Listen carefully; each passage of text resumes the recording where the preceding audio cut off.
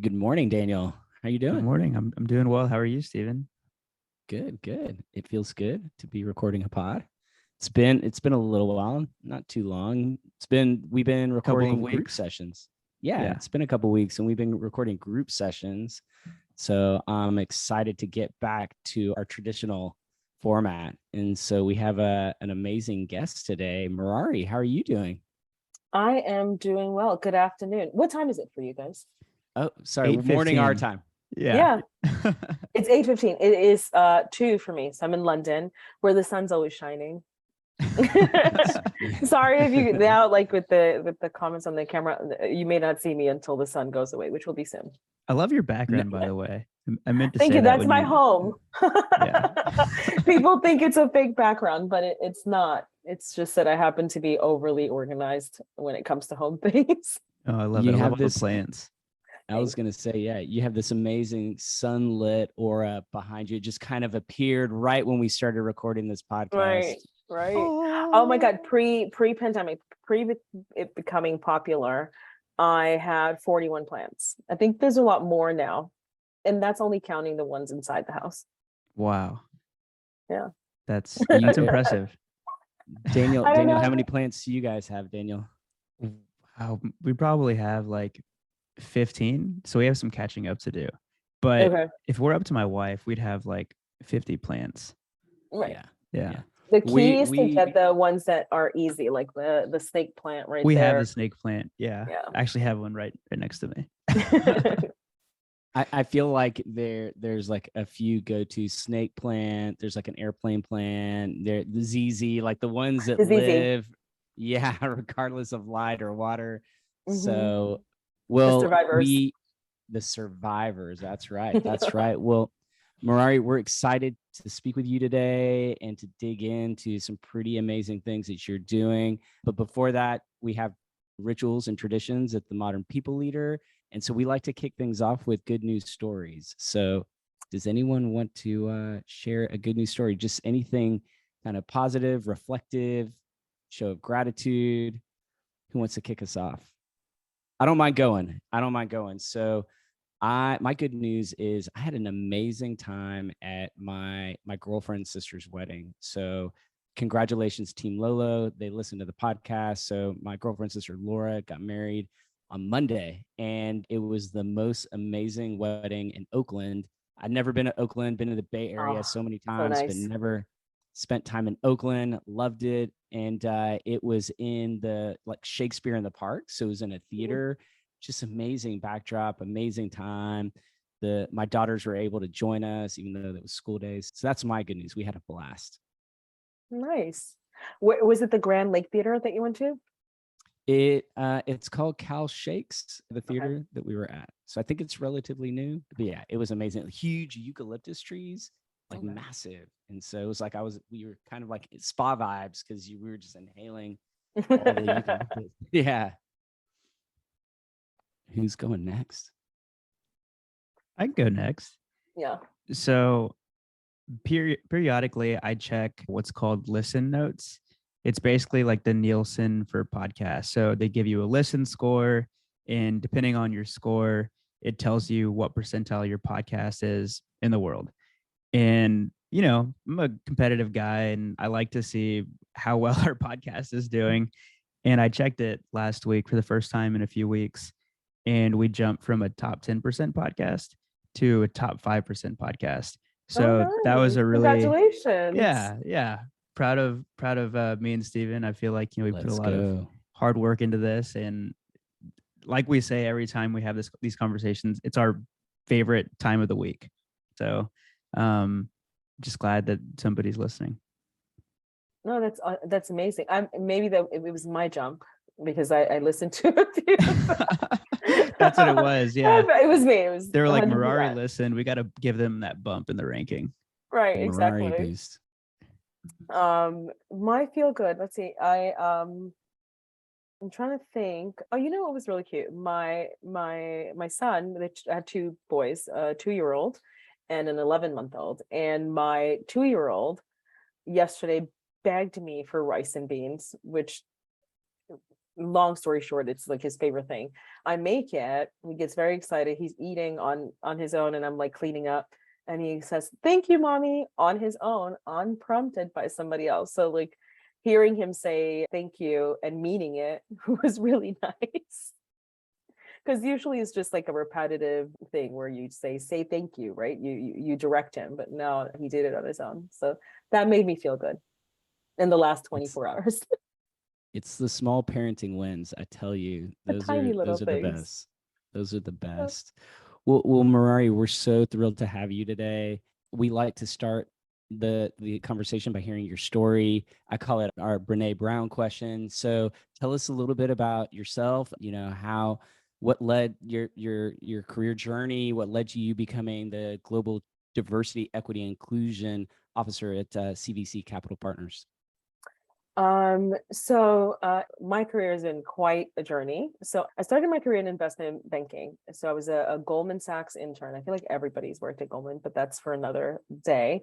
So I was an intern turned JP Morgan analyst.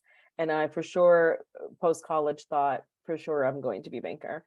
Fast forward, it wasn't the life for me. There's a strong appreciation, which actually I'm still in the industry, that I have for financial services and the industry as a whole. But I knew that for me, the drive was operational excellence, was people, it was everything around what gets the machine and the engine going, not necessarily being part of the producers club, for lack of a better way of saying it.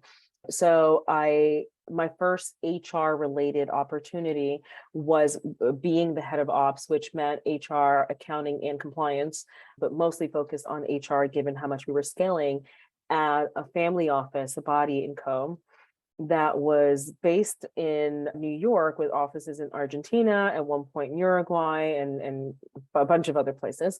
And I was their first global HR lead. From there, I've continued my journey in the HR space, probably more so than sector, focus on global opportunities. So from there, I went into tech. I stayed in financial services for a bit longer, went into tech, where I was the first head of HR at Andela, which I think we talked about a little bit about, but that drew me back to CVC in the London office. So all in all, in terms of how I've planned this career, where I am right now, in some way, shape, or form, I have been leading. I don't know how this happened, actually, because I look back at the years and I'm like, how did that happen? But I've been leading the HR function, or being the first head of HR 4 times in total across 27 countries and 3 continents. And now I live in London, and as you can hear, I'm not British. So I'm in the journey of people management here. How did that get me to DEI? It's interesting because, there's an element, and it depends on where you work, right? But there's an element of DEI that could work really well with HR, and sometimes they're part of the same department. In my case, we're not part of the same department, but we're married very closely. And the way that I like to look at it is, in the financial services space, in the fundraising space, in that world, DEI traditionally has been led by investors wanting to know what companies like CVC were doing to enhance their diversity, increase inclusion, and basically be a good corporate citizen. And while I like that accountability, and while it led to us developing metrics, and other organizations like us developing metrics, tracking gender, and so forth, the conversation in recent times, I would say, maybe perhaps post George Floyd, post pandemic, or the combination of those things, has now shifted into, even though traditionally this was investor led, it's now become about attracting employees. It's now a conversation of your DEI practice has to be in place so that you can attract the best talent. And so naturally, having an HR background and having a very people-focused mindset has positioned me to lead that function now as it stands. Does that make sense? It's a very lengthy career. No. I was jotting down a bunch of notes. I think it's a fascinating story. One thing that you mentioned to us when we first met was how you feel that working in different countries has given you a perspective that's helped shape your approach to HR or people management. Can you share a little bit more about that? Yeah, absolutely. So working in HR in different locations, I think I look at, when I think about the trajectory of my career, my first relocation was Argentina, right? And I went in with the perspective of working for an American company, wanting to come in and employ practices that were best for that organization, and with an American lens, right? And I think that with time and experience, and also really failing, not me failing as an employee or failing the HR strategy, but in the micro sense, like having conversations that weren't as productive as they could be, quickly adapted me to realize what I can't approach global HR with an American lens or a main office lens. It really is about collecting feedback. It's really about immersing myself in what people are wanting from those particular locations. And I think the lessons that I learned in Argentina allowed me to work in Kenya, in Nigeria, in Uganda, and all the other places that I've worked, because and even now, right, just being an American in London, I don't apply American practices to what I do, right? It would be it would be rejected, and it would be a fail. So I think not being Euro, not being American centric, and truly creating a proper feedback loop, like working with the local leaders of that organization, hiring from those local markets, people that are going to add value to the HR team, or the people structure. That mindset has really been helpful as it relates to expanding and scaling globally across a variety of locations. And real quickly on that, because in the bigger picture of this conversation, we're going to kind of skim over that, but that's actually a superpower, to be able to flex and to adapt your working style to different senior leaders and executives from different countries, just on a dime like that. That truly is a superpower. It's hard. And so I'm curious, like, was there something in your background, your upbringing, like your education, how did you build that superpower? It's funny.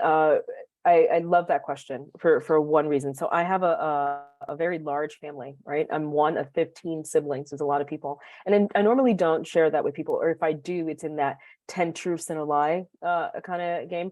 But the more I reflect on my career, there are two things that I credit for that superpower. One is the intragenerational group of people that I call my siblings, right? So I have my oldest sister was, I'm not going to give her age, but she was born in the 50s, to my youngest brother being born in the late 90s, and having to and we're a close-knit family, to the extent that we could be given locations and things like that, but like having to be in a space of mutual respect and understanding and empathy with such a wide group of people is, in terms of my background, like my personal background, what I think is one of the largest contributors to success in that skill set.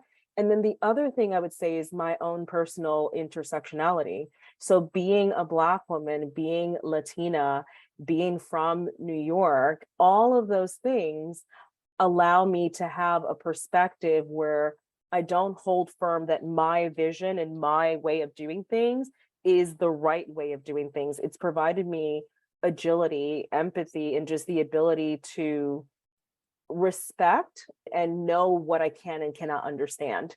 And I say that, like, as I'm answering that, I'm thinking about the difficult situations that I've had with like neurodiversity issues with like an employee in Argentina, to someone being threatened in our Kenya space at another company, right? So in Nairobi. And what does it take to sit down and really mediate those situations and ask the right questions, or even come from the perspective of, I may not understand what you are going through in particular, but as someone that has to manage so many differences on my own, and someone who's from a family with so much diversity of thought and thinking, I can meet you somewhere. And I don't know where that place is, but we're going to get there, right? So thank you for asking that, because I've never articulated that or even put it together. But I think that that's how that superpower, to use your word, has been built for me. That makes a lot of sense. 15 kids, wow. Right. Or That's siblings. That's That's a lot. That's a 15 lot siblings. of people. You know, you grew up in a global city like New York. It makes a lot of sense. And that So, probably, by the way, I could have answered your question like that, because I do feel like all New Yorkers feel like they can do everything. And I happen to be one of those people, like, oh, I can handle that. It's fine. That's easy. Easy. It's funny. So in your experiences, what are the biggest differences in how CEOs and executives view HR in these global situations versus in the US or in Europe? I think, by the way, that, and I don't want to deviate your question, but I think the differences lie more in the sectors than they do in the geographies, at least in my experience, because in tech, for example, the challenges are different, right? Like, you have a CEO that probably is fundraising or outward facing and may not necessarily have the bandwidth to pour themselves into the people practices. Likely also you can have a CEO who, because they've read one too many HBR articles, really believes that they can do HR themselves, right? And because they have the space or the governance in their structure in the startup tech space to allow them to have some freedom of creativity in that space, again, depending on who's funding you and what they expect from you, then that's really different than someone who may not be in a startup space, has a different governance or board of accountability. If you're in a more legacy organization like CVC, where the leaders are the managing partners, it is a collective voice of people. There's not one centered CEO, but there is consideration as an HR leader of the opinions of multiple people that have a different outward facing body, if that makes sense, right? And so one, by the way, is not one working with one CEO doesn't drive more creativity than the other, just to be clear. But it is about, as an HR leader, managing the strategy for the situation and understanding. I think one thing that anytime I'm talking to or mentoring someone who's going into being their first head of HR job, or the first time that they're in that space, study the governance, figure out who this CEO is accountable to, because to me, that makes a bigger difference in the geography. Everything else falls into place, right? Like, all of the micro decisions, or even the strategic decisions and how you move forward vary, right? And the level of exposure, or internally and externally, that the CEO wants in that space also vary. But I think if you go in and you don't understand who this person reports into and who they're accountable to, that's where it gets a little bit challenging. I don't see very many global differences, if that answers your question. Yeah, no, that makes complete sense. And one of the interesting comments that you made in our prep call, you mentioned that something different about your current role is that you moved outside of HR. And and I love that. But in my opinion, most people still view diversity, equity, and inclusion, or however you organize that, the acronym, as HR. And so why do you feel, I'm just curious your view on this, why do you feel these functions should be separate? I'll leave it at there, and I have more questions. So the thing is, and this is a strategic move for CVC, and a lot of other companies do this as well, right? There's always going to be a partnership with HR, right? HR holds the data that you're driving your decisions on. HR allows you and helps you build in people practices, DEI practices that work really well into the people practices, like the performance evaluations, or even some of the informal things like an offsite, or any way that we celebrate and reward an employee is very much linked to HR, right? But the accountability of DEI is resting on the leaders. It is a business decision. It is business led. And when you have a DEI initiative or person that's too closely tied to the HR space, it's viewed as, in my opinion, a tick box, another project, another event that you're asking people to participate and engage in. But when that DEI conversation is led by a team head who is responsible for a P&L, responsible for a large group of people or whatever it may be, it's now sending the message that DEI is part of the culture, is part of what we do. And it's directly affecting our investment and our bottom line. So that distinction is more so to drive engagement on the people front, but also to drive accountability at senior level. Love it. And in my experience, if there isn't accountability at the senior level, then it's hard to really have credibility in what you're doing. And so how do you keep the boundaries and the partnership? What does that look like at your organization between the human resources function and the equity, diversity, inclusion function? Right. So my role is essentially split into three things, right? So, what we do internally is one piece of my role, right? So my role is internal, and that is exactly what it means. So embedding, looking at our current practices and ensuring that they drive diversity, if it's talent and pipeline building, right?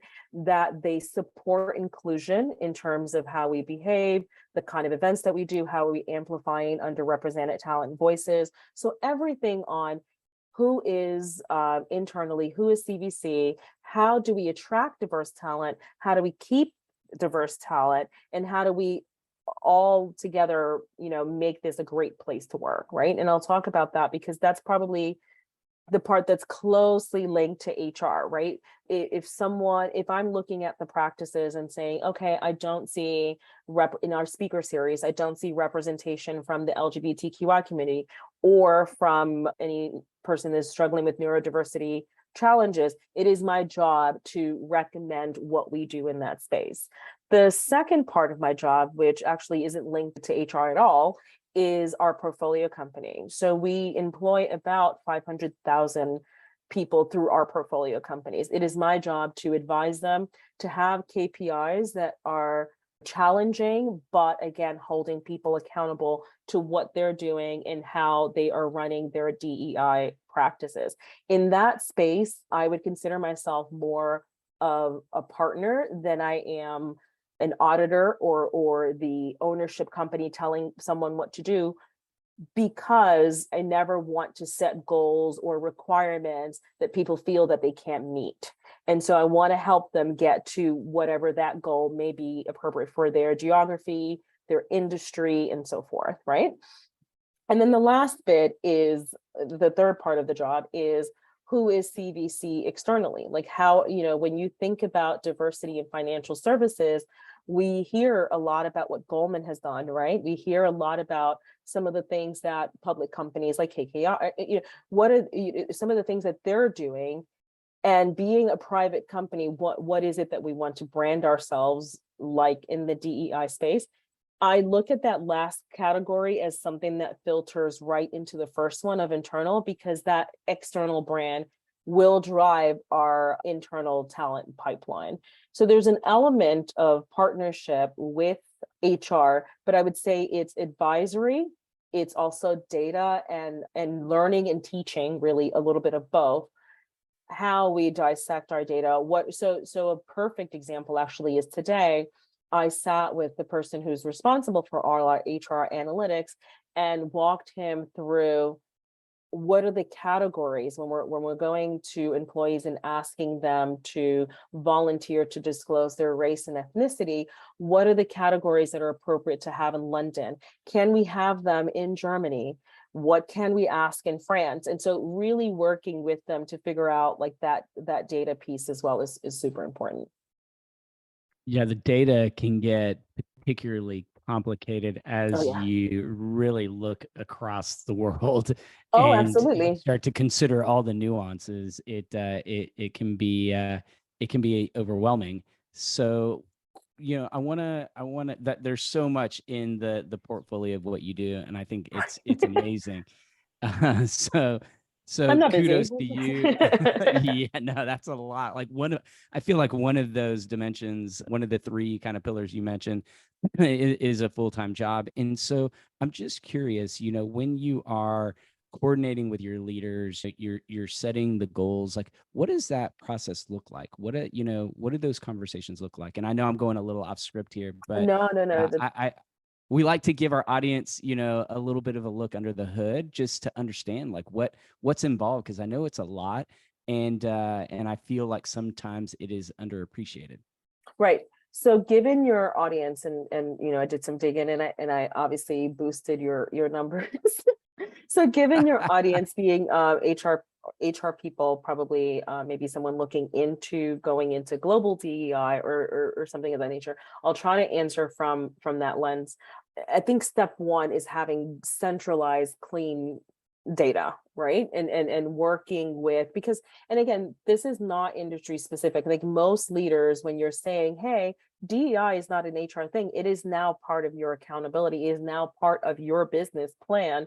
They want to know not only where do they stand, where do they benchmark to the company, to other leaders in the organization, what can we do to bespoke the solution for them. So you have two things. You have macro goals that are organization-wide goals, right? And we have those targets that are sort of like hey, this is where we want to get by this particular year, right? Then it's breaking it down by, if you have departments, but we have team heads. So breaking it down by the strategy, right? And then really having to think about what is relevant for the strategy. So at CVC, one thing that's incredibly important for us is to have a general global target, global strategy, but something that is locally relevant. I'll give you an example. For race and ethnicity, we have targets in New York and in London, given our population of people. We don't have them in France, because in France, you are not allowed from a HR compliance perspective to ask someone their race. It is not something that you're even remotely supposed to even imply in an application, right? So what would be the point of setting a target for that particular region, right? So you have to sort of look wide, but go in locally and do things that make sense locally. The other bit is the strategy, right? You may have certain financial services strategy, like for example, on the credit space, private credit just doesn't have as strong of a pipeline of female candidates outside to recruit from than performing credit traditionally, because of the experience and education and the banks that we're recruiting for. So the strategy for private credit by design just has to be different. So to answer your question, Stephen, it's first, what is our overall goal? What is the global place that we want to get to? But then furthermore, what can I advise you and sit with you, show you your data, show you where you are, identify pipeline issues, identify possibly areas of unconscious exclusion, right? So figuring out what is it that is preventing you from attracting, developing, retaining diversity, right? And so we have set in place like a 4-pillar system that we work through with each of our team heads to hold them again accountable for their business, but not only just, not scare them. That's not the goal, but really partner with them and say, okay, based on your specific targets in London and how you want to attract more race and ethnicity, let's partner with 10,000 Black interns. Let's work with SEO. These are the programs, these are the people that you need to work with. And then taking it back to those 3 buckets that I was telling you about. If, let's say, I'll give you an example. If we have a group, an office where you have one woman, right?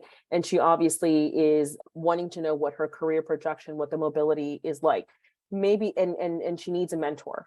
Maybe the mentor is not even coming from CVC. Maybe it's one of our portfolio companies. So that is where that plays into that. And then on the external piece, maybe in that very same scenario, we can recruit from level 20, which is a women organization, to bring more women into that particular office. Well, that's going to require that we send investment professionals to panels, to universities, to increase that bid. So again, the combo of having those 3 areas of focus, plus our 4 pillars, having clean data where people can make decisions based on the data that they have, and partner with me for a more bespoke approach on how they continue their DEI journey, while knowing that if they don't meet those requirements, there is that global accountability piece where we sit down and we're like, hey, why are you not getting where we need you to get? What can we do to make that better? So before we hit record, you were sharing that you have one of your advisory sessions later today. And you mentioned that there's this BI dashboard that you're looking at and walking through with your portfolio companies.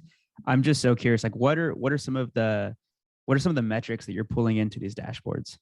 Yeah, no, and that's a great question. It was not expected, and you're listening, like you're paying attention. So that segues probably a little bit into ESG. So we partner with a company called EcoVadis, right? Where for our portfolio companies, we have them fill out a questionnaire that covers all of the areas of ESG, environmental, social, governance, et cetera, right? And our portfolio companies disclose 4 KPIs that are directly related to DEI. So for all of them, I'm able to know the percentage of women in the organization, the percentage of women on the board. Some people disclose mobility data because, again, we're not pushing this, but at base, I have a picture of who the company is, what is our level of ownership for that organization, when did that transaction take place, and I have my own notes of like who have I spoken to in that organization, what the conversations were, and then again those KPIs, so that we drive the conversation based on a full picture on the actual deal, as well as the data that we've collected through or in partnership with the ESG group. Gotcha. And Stephen, I think I may have cut you off earlier. So no, yeah, it's okay. It's okay. That's how these conversations go. We hear so much great information. We just want to jump on and dig into all of it. And so what I was going to ask was related to the 4 pillar system. Are you able to share with us what's included in the 4 pillars that you guys? Yeah, no, absolutely. Yeah. So the pillars are, and I like letters and acronyms, but attracting, developing, retaining, and monitoring. And so the monitoring piece really sits with DEI and sits with HR solely, right? But on the attraction, development, and retaining piece, I would say that's definitely collaborative, but also informed by me if I find something that's appropriate. And I would say also with all 4 of them, and we haven't touched on this, but we have quite a robust DEI committee, right? Of a proper bottoms up approach. And I can tell you what that means if you're interested, but it's a very inclusive group of people with high visibility from leadership. And within that group, there's representation from all strategies and locations, and each of the locations work towards the pillars. So in terms of, like, for example, the speaker series that I mentioned earlier, right? If we're having something that is for International Women's Day, then obviously that's inclusive, everybody's invited or something. But if there's something that is very specific to a region around whatever it may be, then obviously the development of that program falls with the DEI committee for that local body of people. Got it. And so let's talk a little bit about your ability to impact 500,000 people, 500,000 people that are a part of your portfolio company. Because I think for me personally, as a former consultant, that would probably be the piece of your pie that I would be most excited about, because I just love working with different groups. And so what does that look like? Like for, Daniel mentioned that you have a session later today that you mentioned in our prep call. What is it? What do the conversations typically look like? What are the goals that you're looking to accomplish when you're partnering with your portfolio companies? You mentioned earlier some of it, but I would love to hear a little more about that. And it's funny, I laugh because it won't be a secret after I say it. But one of the things that I don't often share is when I think about this role and the appointment of this role, one of the key attraction points for me was this portfolio company bit, because I do feel that double impact, right? Like what it's not just what we do at CVC, but it can potentially have an effect on so many people. Plus that the consultative aspect of it is really interesting for me. I love the variety that it gives my day. I have no idea what they're going to ask me later. The woman that put in, this is a company, right, that has, I think this company in particular has over 10,000 employees, the people that I'm talking to later today.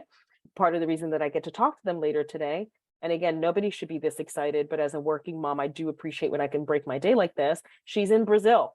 So the last time I spoke to her, first time I speak to her in English. We have this entire conversation about what are some of their DEI initiatives, what are they hoping to accomplish, and so forth. The second time she puts me in a meeting with other leaders, and the whole meeting is in Portuguese, which thankfully I didn't lie on my LinkedIn, but she picked up that I speak it. And so now I'm having this advisory call in a completely different language where, as much as I'm comfortable with the language, I don't know DEI and KPIs and other acronym things in Portuguese. It's not something that I discuss. I can order it's really... one thing. It's one thing to speak conversationally. It's a whole different ball game to speak business. Right. No, it's one thing language to like order a caipirinha, and it's another thing to talk about KPIs. It's a completely different thing. But I don't know what it is that she's going to ask in this follow-up question. So what I'm finding in that advisory work, I thrive in problem solving. It is my favorite thing to do. And so far, I'll give you a flavor to your point, and I appreciate when people also have this, because I think, by the way, a lot of people fear this. They want to plan, they want to know what's coming next. I have no idea, and I love it. And this is, by the way, where I get to keep that ER piece of HR that I don't have anymore, because I'm not solving employee relation issues, but this is the surprise element of my job. So I'll give you some flavor. So one company, not the one I'm meeting today, but one company, one of the KPIs that we request is an NPS score, right? Just to get a gauge on inclusion and how people feel working there. And so I walked one company through what are the different providers for engagement surveys, what is the benefit of having anonymous engagement surveys, and walking them, really leaning into my experience as a first head of HR so many times to advise them on what metrics are appropriate for culture, what are you going to get, and how can you use that information to build on a DEI strategy. Another organization, which I thought was hilarious, I had like 7 people in that meeting, and they wanted to sit down and talk to me about their DEI strategy and where I can find edits. And they are leading on this front. They employ like 20,000 people. They are very transparent on their website about their metrics and their targets. They have inclusion leaders in each of their markets. But the good thing there is we had several conversations about minor edits that they can look at or consider when they're doing their program. But the big key takeaway from that particular meeting for me is there's space for a think tank.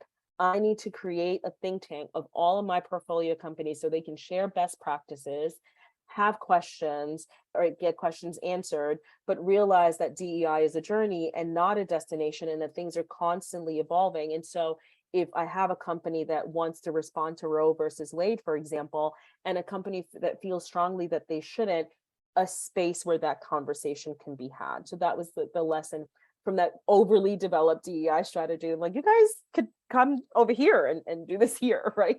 And then I had a company, which actually this was super interesting as well, and this was more recent, where if you look at, and this is where why you cannot just be driven by metrics, right? So if you look at their numbers of female in the organization, right, and you look at the board, you're like, oh my God, this company's doing great. There's nothing to worry about. And then I walk them through looking at mobility, which is not an accountability point that we have for the portfolio companies, because that would be really difficult to track and challenge people on. But as I'm advising, I can say, okay, the percentage of women that you're moving from position to position year on year is low. What do you need in place in your performance evaluation or your promotion criterias in order to make that happen? And hopefully my advice to them was to have a promotion justification forum, to look at tenure, to look at what biases were informing the promotion process and try to eliminate those. And I won't know what the results of that would be until they go through their year-end process, but that's where that conversation was going. So it really, at this point, it's driven by what people want to get from their ownership company, if that makes sense. But it truly is one of those things that it's like mutually beneficial. It, as you can tell, even just by my tone, I love it. It drives me. I love solving different kinds of problems. And I think, again, two things have been born from this kind of advisory work: this think tank that I want to put in place, and also a biannual event where we can bring people together and have our portfolio companies present and show you what excellent looks like in their particular industry. And that will be different, right? An industrial company in the Nordics is not going to have the same DEI strategy or plan or need or challenge than an American company on the West Coast, right? Like it's just completely different. So it'd be nice to bring that group together. Yeah, what I love about this is, it's just like the perfect illustration that, DEI, it's a journey, right? It's a journey for your organization. It and it's going to be something that you're committing. It's a long play, right? So you're committing to the long term, and it's so cool to hear how it must be so cool to observe how the various portfolio companies are at different spots in their journey, right? And it must be so helpful to them to have someone to help them. You said earlier, one of my goals is to help our portfolio companies have realistic, achievable goals. Right. And I feel like especially in the DEI space, when leadership's on board, they can be very passionate and energetic, enthusiastic. Right. But that also can translate to unrealistic goals. And so having someone that can help you rationalize, like what can we achieve, what can we do, and what should we where sign you up could for? potentially create more harm than good, right? Because I see that often, not in our portfolio companies per se, but like in my experience in tech, where I'm like, oh no, that's a bad idea, and it backfires tremendously. Yeah. But to your point, Stephen, like when I look at that bespoke element of like, hey, let's sit down, let's talk about this, let's work through this together. It's a journey. It's also a journey for individuals, right? Like I'm constantly evolving on terms, on thoughts and ideas that, with time, like, societal experiences help us and organizations grow and further move. And anytime someone asked me the silliest question at an event. It was an external event, like a nonprofit event that I went to on my own. And this woman said, well, what's the next best big thing right now in DEI? And I'm thinking, what do you mean? Right? This is what I live. This is what I do. And I try to remind myself, and this is what I love about CVC, because this is where I see true alignment between myself and my organization. I have no interest in splashy DEI. I have an interest in impact. And, one can turn around and say, whoa, let me publish the KPIs that I have for my portfolio companies. No, why do that if I'm not supporting them? It's more like, hey, these are it. How do you feel about that? Who in your organization is responsible? Even just having that conversation. Have you selected, if you've not appointed a DEI person, if it's not someone that is in your head count, have you selected someone who can lead this strategy for you? Let me help you figure that out. I just want to say, shout out to Sierra for putting us in contact with you, Merary. I know, I love her. You are I'm her biggest fan. you Well, are an and amazing podcast guest. I think your day-to-day variety in the work you're doing and the amount of people that you're talking to, you're like the dream podcast guest. So That's so nice of I just want to you. throw that in there. I definitely feel like I talk way too much. No, But it's great because there's so many things that I want to dig into. Like I'm looking at all my notes that I've been taking. I'm like, okay, I didn't have a chance to ask you about this, and this. But one of the things that you briefly mentioned was a think tank that you're thinking about starting. Can you tell us more about that? so in legacy organizations like mine, I call them legacy because that's my way of distinguishing between tech and financial services. We're not Slack users, right? And so we don't have these Slack communities.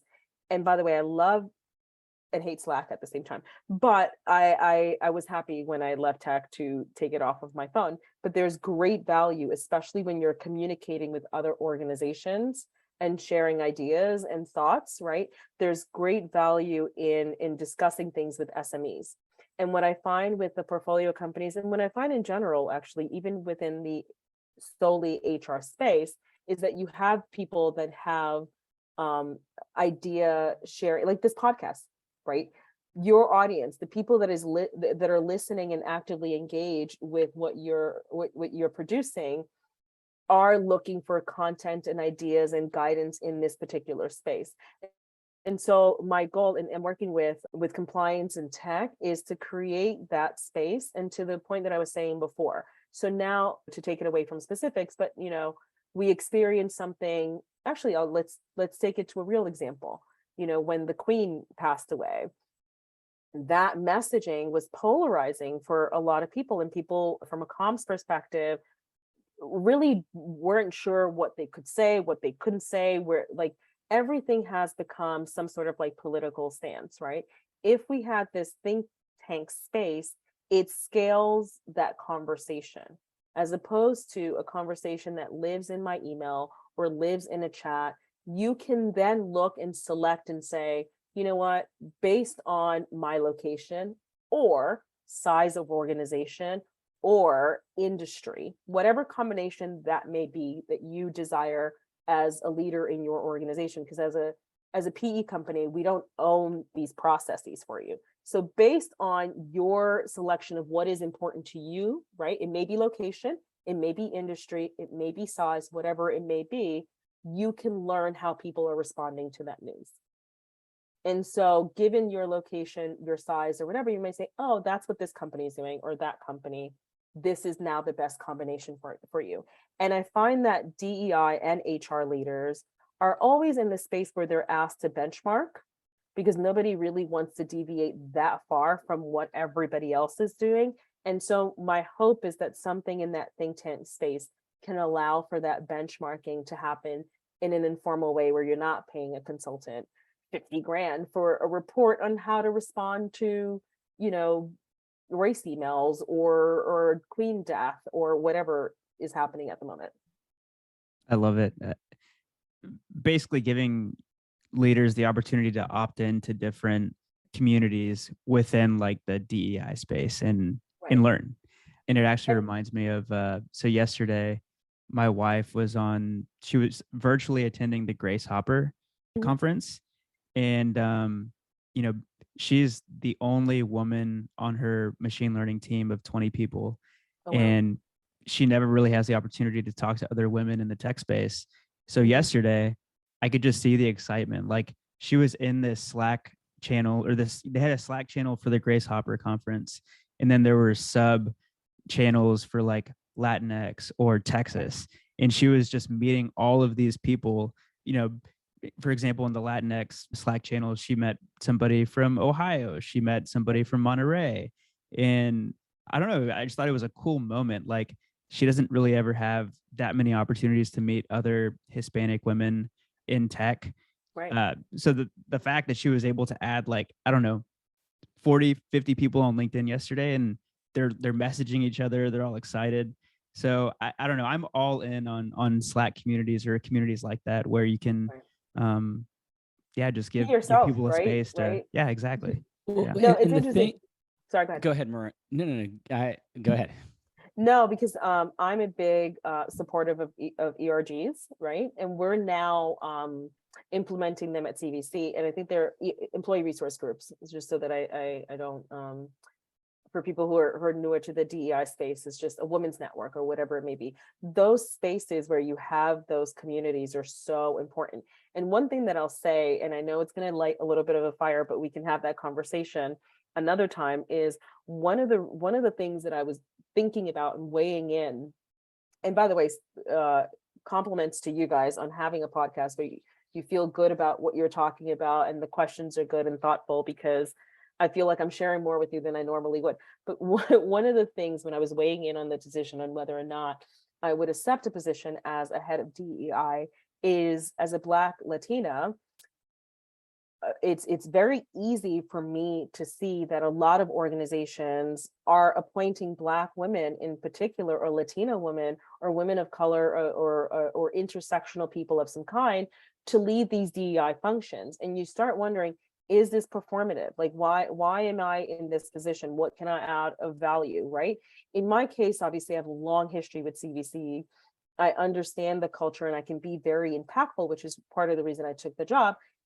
But the amazing thing, and I think this, Daniel, relates to your wife's experience, is when I started reaching out to build my first chief diversity officer, heads of diversity network, I'm now surrounded by these amazing women, and I thoroughly enjoy having these conversations with them, because, you know, internally I don't have that, right? Like internally, I'm one of few women of color in my space and in my industry. But now, by having these DEI networks, I'm sharing personal and professional experiences with people that look like me, people that have similar experiences to me.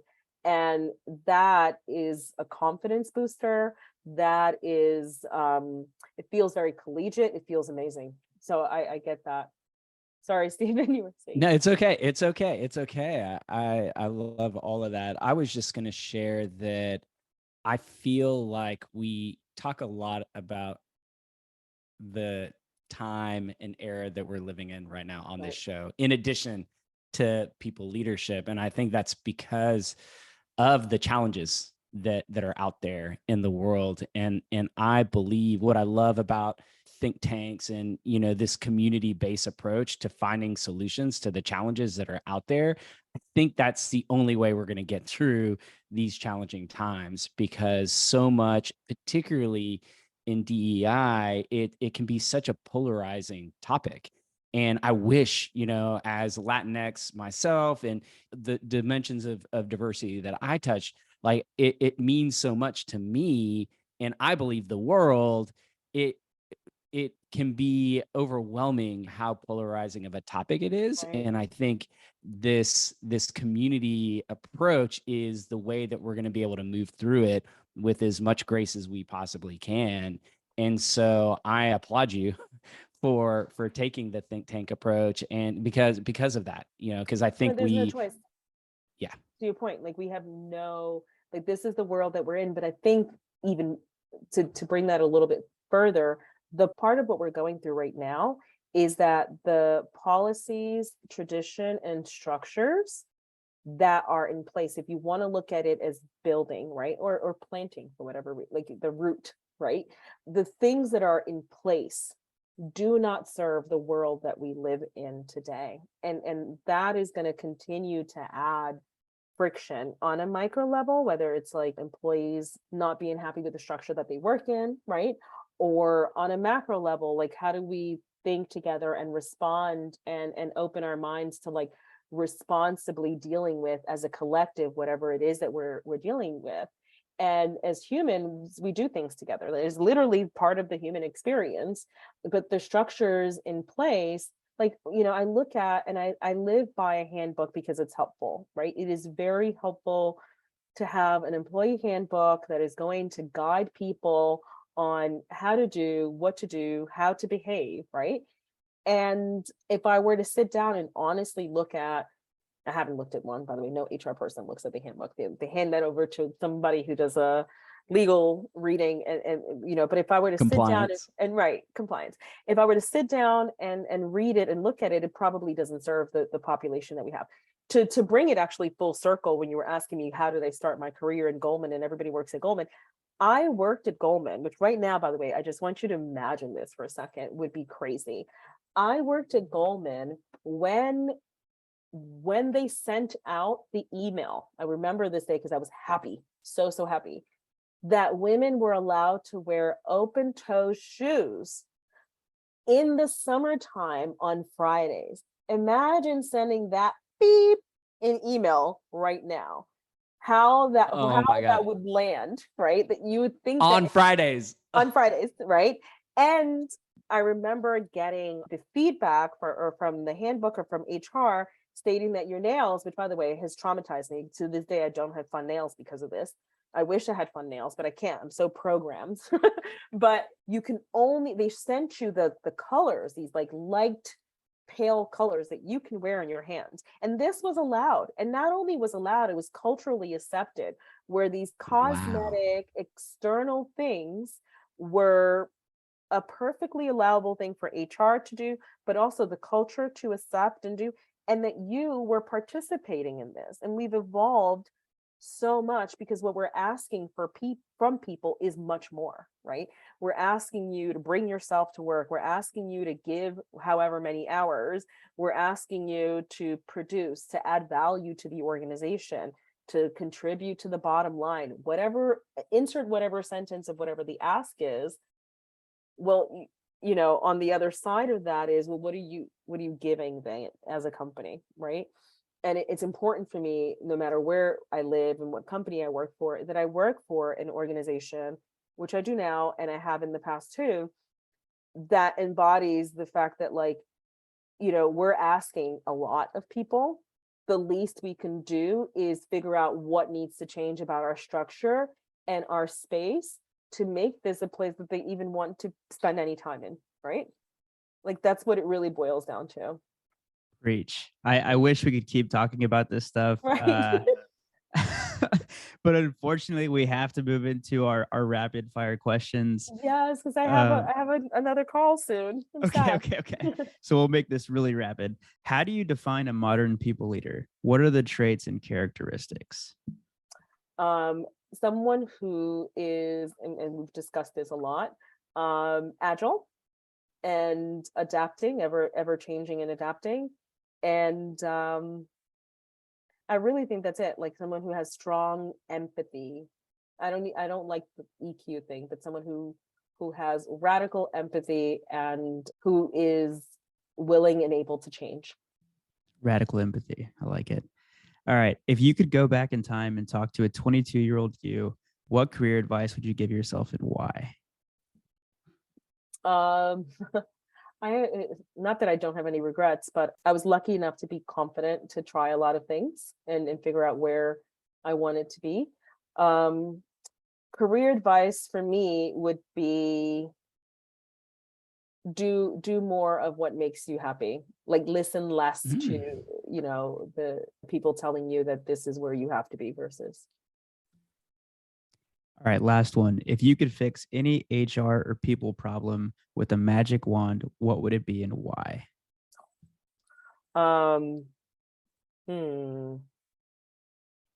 If I can, any HR people problem, I would say more. I would make it so that there would be more in global settings, more intra-location mobility. I think with HR careers, you often see that they hire a local person and that person stays in that company to solve all of the HR admin and compliance because they know the population. Those standard HR BP roles should have the ability to be more international. You should be able to, should the person want to, move to another location, not be married that you're not going to get the compliance that you need in that location, but realize that there are threads of the culture that you can move with that person, right? And those are probably more important than the compliance or local law or placement of that place. So more mobility, more international mobility at that mid junior level for HR. And then last question for you. Who should we bring on to the show next? If you had to pick, one person or maybe two if you have two. Yeah, so I would say because she's fun and super energetic, and also because her HR career is quite global and unique, and she was an entrepreneur first and then became an HR leader. But my friend Michelle Smelling, she's at Remitly, and she is now taking an international HR role. She's originally from Bermuda, went to school in the States and lives in London and travels a ton. The woman lives on a boat, and she's just fun. Sounds She's fun. fascinating. Yeah. Well, hopefully if she comes on, she'll be recording from her boat. I think that'll be a Right. first for the Modern People Leader. There's a high probability with her. Okay, good. All right, so we've made it to one word or phrase close, where we all respond with a word or phrase from the episode that we want to close with. Who wants to go first? I'll go, and I'm gonna mix it up because usually it's something like deep and reflective about the show, but it's still on my mind. I'm gonna go with Bad Bunny, and I'm gonna put that on my Spotify playlist today and just go Please deep do. into Check him out. I'm gonna say radical empathy. And I am going to say energized. I feel really energized. Me too. I feel from like this was conversation. I feel like Me this was a three. double shot of espresso for my morning and my afternoon. Yeah, and for your afternoon. So thank you so much for joining the Modern People Leader. Who knows? Maybe you'll be back in the future. Yeah, if you want whenever to. you guys want me back, and we can talk on whatever subject you want. Yeah, I think it would be cool to bring you back, Merary, with Sierra and have you guys on the same group episodes. Oh yeah, That's what I was going to say. Work on it. I would love that. Sierra, by the way, we should plan it on. I'm going to Paris mid next month, and she was just here like 2 weeks ago. So we can physically be in the same space if you want. And then me and God, Steven can meet up and do it in the same space as well. Right. Absolutely. That would be awesome. That would be awesome. Well, enjoy. thanks so much for your time. No, thank you, and enjoy your concert. Thank you, Merary. Bye. Take care. Bye.